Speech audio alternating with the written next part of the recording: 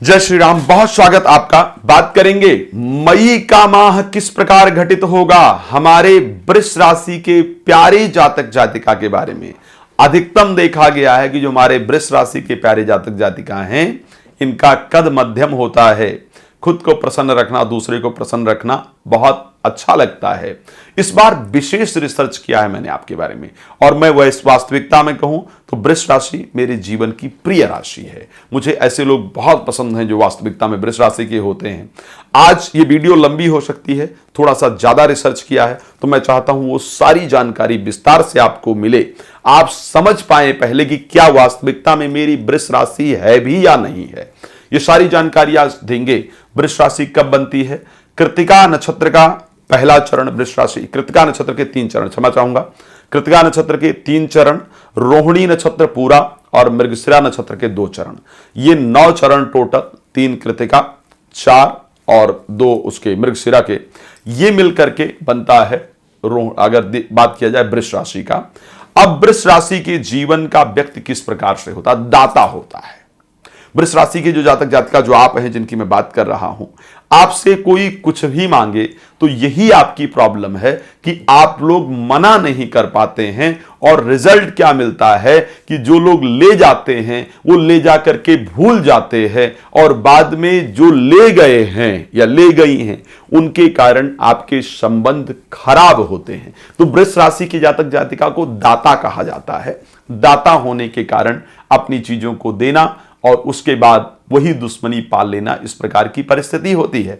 वृष राशि के जातक जातिका को विलासी कहा जाता है, भोगी कहा जाता है। भोगी मीन्स की बहुत चिंता नहीं है, बहुत कुछ मिले इसकी चिंता नहीं है, बस साईं इतना दीजिए जामे कुटुंब समाए और मैं भी भूखा ना रहूं, साधु न भूखा जाए। इस प्रकार की विचारधारा जो है वो मैंने वृष राशि की जातक जातिका को देखा है।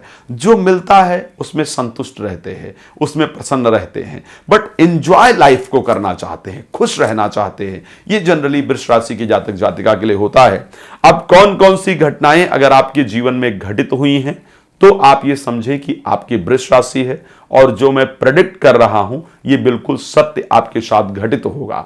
एक बात और ध्यान रखिएगा, अगर ये घटनाएं घटित हुई हैं तो आप कॉल करके, कॉल अपॉइंटमेंट लेकर के, समय लेकर के अपने बारे में मेरे साथ बात कर सकते हैं और आगे आने वाले भविष्य की पूरी तरह से जानकारी प्राप्त कर सकते हैं। चलिए, 3 वर्ष के जब आप थे, 6 वर्ष में 3 वर्ष, 6 वर्ष, 8 वर्ष, 33 वर्ष, 46 वर्ष, 52 वर्ष और 63 वर्ष, ये वर्ष बड़े महत्वपूर्ण होते हैं।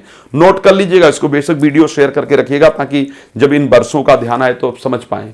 तीसरा वर्ष आपके जीवन का, छठा वर्ष आपके जीवन का, 8वां वर्ष आपके जीवन का, 33वां वर्ष आपके जीवन का, 52 वर्ष आपके जीवन का और 63 वर्ष।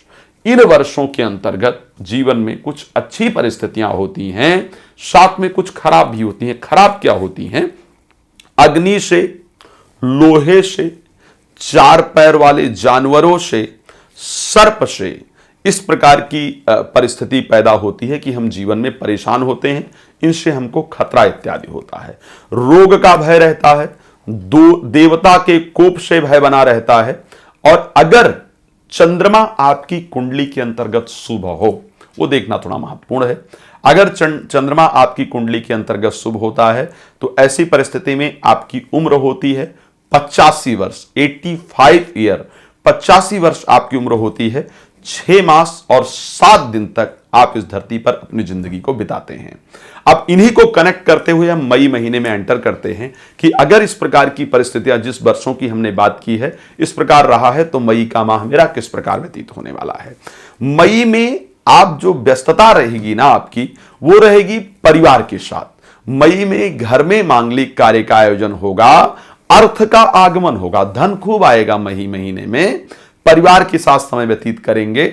बस एक चीज ध्यान रखना होगा भाई, मैं बड़ा क्लियर बता रहा हूं, आपका एक्स्ट्रा मैरिटल अफेयर या आपका अट्रैक्शन या आपका आकर्षण किसी के प्रति निश्चित रूप से बढ़ेगी, कामुकता बढ़ेगी। अपने कामुकता पर कंट्रोल रखना बहुत जरूरी होगा और दूसरे के वश में चले जाएं, इस प्रकार की परिस्थिति होगी।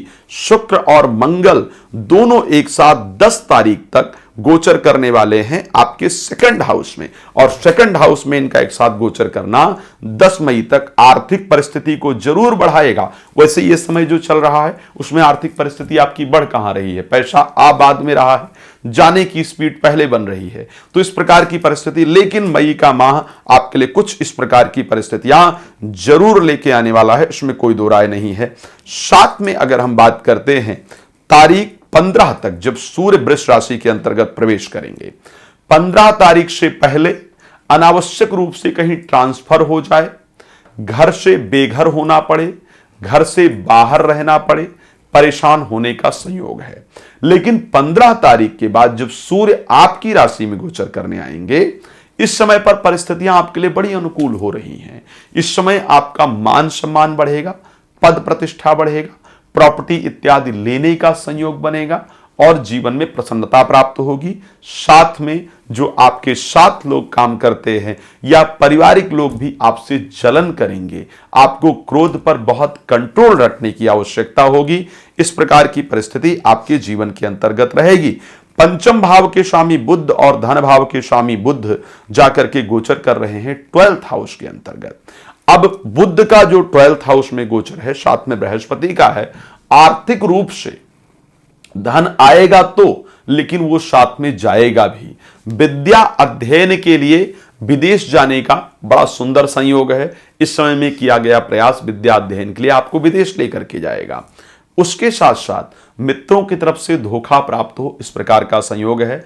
अधिक जानकारी प्राप्त करना चाहते हैं, एक तो शुक्रवार को दुर्गा जी के सामने घी का दिया जलाइएगा। अधिक जानकारी प्राप्त करना चाहते हैं, रात को 9 बजे, दोपहर को 12 बजे लाइव आता हूं, आप जुड़ करके फ्री ऑफ कॉस्ट उसमें जानकारी प्राप्त कर सकते हैं। आगे पीछे बात करना है, कॉल अपॉइंटमेंट लेना होगा, ध्यान रखिएगा। कॉल अपॉइंटमेंट लेकर के आप मेरे साथ कनेक्ट हो सकते हैं, बात कर सकते हैं, कहीं से भी जुड़े हैं, देश से या विदेश से। अब इस कार्यक्रम को विराम देते हैं, मिलेंगे नए विषय के साथ। जय श्री राम, बहुत धन्यवाद।